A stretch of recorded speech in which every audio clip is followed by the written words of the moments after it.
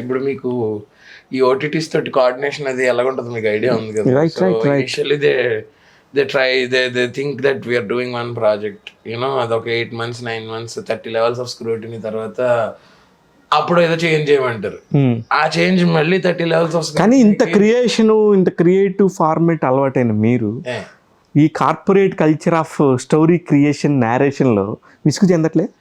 విసిగేంటి sir అసలు, ఇలా నరకం చూపిట్లే? స్పాంటేనియస్ హ్యూమన్ కంబషన్ అంటారు, ఇలా బగ్గుండి అట్లా అంటే కాదు. మీకు ఏం కావాలి చెప్పండి, ఫస్ట్ చెప్పారా అది ఇచ్చాం, మళ్ళీ చేంజ్ ఏంటంటే.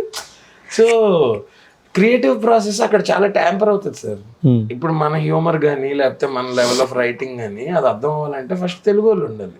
కరెక్ట్. ఇదంతా వెళ్ళి అక్కడ ఎవరో చదువుతున్నారు, వాళ్ళకి తెలియదు. ఇప్పుడు నేను పని చేశానంటే బాంబేకి వెళ్ళిపోయి తెలుగు రానోళ్ళు తెలుగు కామెడీ గురించి వాళ్ళు ఫైనల్ జడ్జిమెంట్ చేస్తారు.